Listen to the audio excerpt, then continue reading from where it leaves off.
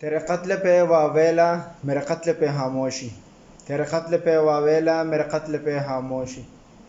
تو کشمیری مسلمان میں کافر بلوچستان۔ ظلم کی اندھیر نگری میں ایک اور ظلم ہو گیا۔ سانحہ ماڈل ٹاؤن، سانحہ ساہیوال، مولانا سمیع الحق کا قتل اور طاہر داوڑ کے قتل کے بعد ہمارے سیکیورٹی فورسز، ہمارے ایف سی، ہمارے پولیس اور ہمارے جو دوسرے سیکیورٹی ادارے ہیں، ان لوگوں کا ظلم آج تک چلتا رہا ہے اور اس کے بعد بھی چلتا رہے گا اگر ہم لوگوں نے آواز نہیں اٹھایا۔ سانحہ ماڈل ٹاؤن کے لوگوں کو، ان کے قاتلوں کو، ان مجرموں کو، ان دہشت گردوں کو سزا نہ ملنے کی وجہ سے سانحہ ساہیوال کا ہونا یقینی تھا۔ سانحہ ساہیوال کے قاتلوں کو، ان دہشت گردوں کو سزا نہ ملی، اس کے بعد مولانا سمیع الحق کے قاتلوں کا کچھ پتہ نہیں چلا، پھر اس کے بعد طاہر داوڑ کے قاتلوں کا کوئی پتہ نہیں چلا، جس کی لاش افغانستان سے ملی تھی، اسلام آباد سے اٹھا کے افغانستان میں قتل کر کے اس کی لاش وہاں سے ملی تھی۔ اس کے بعد آج بلوچستان میں ایک اور ظلم کی نئی داستان رقم ہو گئی۔ ہمارے سیکیورٹی فورسز، ہمارے ایف سی کے کچھ درندوں نے ایک معصوم تعلیم یافتہ نوجوان کو قتل کر دیا۔ ہوا یوں کہ وہ راستے پہ جا رہے تھے، روڈ کے کنارے نصب بارودی سرنگ پھٹ گیا۔ بارودی سرنگ پھٹنے کی وجہ سے ساتھ ہی ایک کھیت میں ایک نوجوان اپنے باپ کے ساتھ اس کھیت میں مصروف کام کر رہا تھا۔ ہمارے ایف سی کے کچھ درندے جا کے اس کو مارنا پیٹنا شروع کر دیتا ہے، اس کو لاتوں گونسوں اور مشین کلاشن کوپ کے بٹ سے مار کر اس کو باہر کھینچ کر دھماکے کی جگہ پر لے آ کر اس کو ادھر 8 گولیاں مار دیتے ہیں، اور بعد میں بولتے ہیں کہ سانحہ کہ یہ غلطی سے اور خطا سے قتل ہو گئے۔ سانحہ ماڈل ٹاؤن کے قاتلوں کو سزا نہ ملنا اور ان کو اور نوازنا اچھے پوسٹوں سے اور مور پریویلیج کے ساتھ ان لوگوں کو حکومت میں بیوروکریسی میں رکھنا، اس کے بعد سانحہ ساہیوال کا ہونا اور ہمارے پرائم منسٹر صاحب کا بولنا کہ باہر ملک سے آتے ہی میں پولیس میں اصلاحات کروں گا اور سانحہ ماڈل ٹاؤن کے قاتلوں کو سزا بھی دوں گا، لیکن نہ جانے کون سی ایسی غیبی فورس ہے ہمارے ملک میں جو پرائم منسٹر سے بھی زیادہ طاقتور ہے۔ پھر ہمارے ججوں نے اور ہمارے معزز ترین عدالتوں نے جو امیروں کی، جو پیسے والوں کے رکیلے ہیں، جو جج اور جو وکیل ٹکوں پر بکتے ہیں، ان لوگوں نے پھر سانحہ ساہیوال کے قاتلوں، اس دہشت گردوں کو بھی آزاد کروا دیا۔ اگر دیکھا جائے تو یہ ظلم اور یہ ماورائے عدالت قتل اور یہ مسنگ پرسنز اور یہ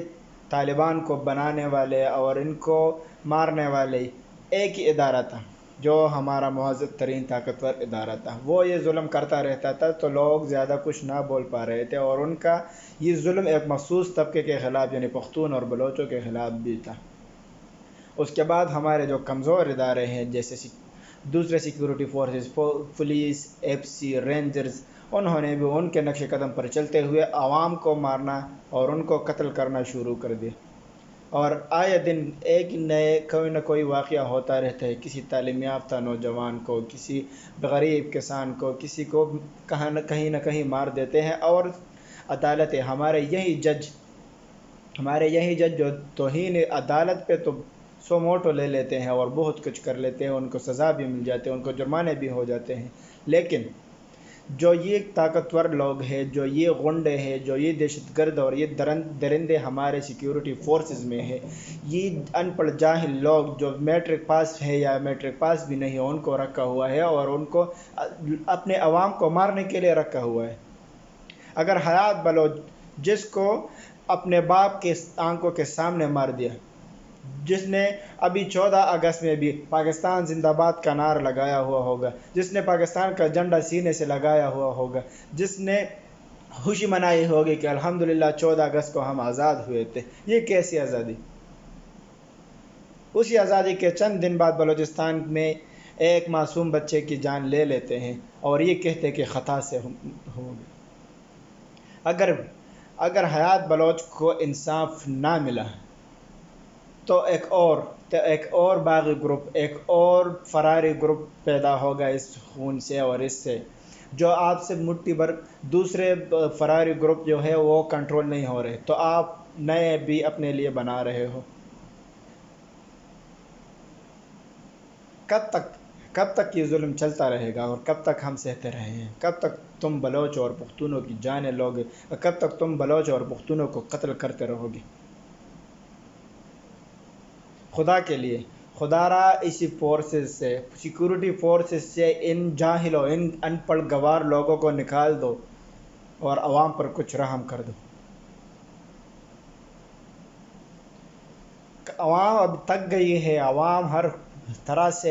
سے پس رہی ہے اور ہر طرح سے اس کو مارا جا رہا ہے، ان کو مہنگائی کر کے، ان کو بد امنی پھیلا کے، بے روزگاری کر کے، کسی نہ کسی طریقے سے عوام کو مارا جا رہا ہے، اور عوام بھی خاموش بیٹھی ہے، سہ رہی ہے، کیونکہ ان پر نہیں ہے۔ جب پختونوں پر تھا تو صرف پختونوں نے آواز اٹھائی، جو اب بھی ہے۔ بلوچستان میں ہے بلوچوں پہ، تو بلوچوں نے صرف آواز اٹھائی اپنے لیے، کیونکہ دوسرے نے ان کو اگنور کیا کہ ہم پہ نہیں ہے، ہمیں کیا۔ سرائکی پر ہے، سرائکیوں پر تھی، ہزارہ کمیونٹی پہ ظلم ہوتا رہا، تو ان لوگوں نے اپنے لیے آواز اٹھایا، باقی کسی نے نہیں آواز اٹھائی۔ ہم سے کوسوں دور اگر فلسطین میں ایک قتل ہو جاتا ہے تو ہم واویلا کرتے ہیں، ہم جل سے جلوس نکالتے ہیں، ہم بہت کچھ کرتے ہیں، الجہاد الجہاد کے نعرے لگاتے ہیں اور ان کے لیے انصاف اور وہ پلا مانگتے رہتے ہیں۔ پھر ہمارے پڑوس میں کشمیر میں اگر کچھ ایسا ہو جاتا ہے جو 1 سال سے وہ کرفیو میں ہے، ان کے لیے ہم بہت چیختے چلاتے روتے پیٹتے ہیں،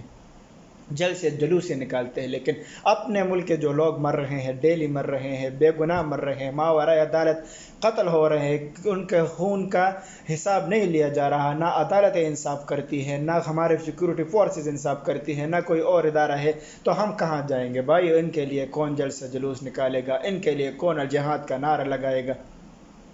کب ہمیں انصاف ملے گا؟ خدا را اس ظلم کو روک دے، اس ظلم کو روک دے۔ ایسا نہ ہو کہ یہی عوام تنگ آ کر تمہارے گریوان پکڑ کے تمہیں اپنے منصبوں سے نیچے گرا دے۔ کوئی قانون سازی کرے، کوئی اچھے لوگ، ہزاروں سینکڑوں لوگ بے روزگار ہے، P H D M plus کر کے ڈگریاں لے کر پورے بے روزگار ہیں، ان کو کسی کی طرح بھی نوکری نہیں مل رہی، اور آج بھی اگر کوئی پوسٹ آتا ہے اور کوئی اشتہار آتا ہے تو ریٹائرڈ آرمی، ریٹائر ڈنگرا یا میٹرک پاس یا جاہل لوگوں کو بلانے کا اور جاہل لوگوں کو واپس لینے کے لیے وہی اشتہار ہوتے ہیں۔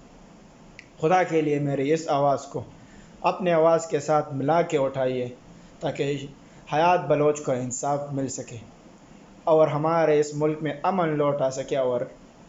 ہمارے سیکورٹی فورسز کچھ خون کے نہ ہولے۔ اپنا اور دوسروں کا بہت خیال رکھیں۔ والسلام۔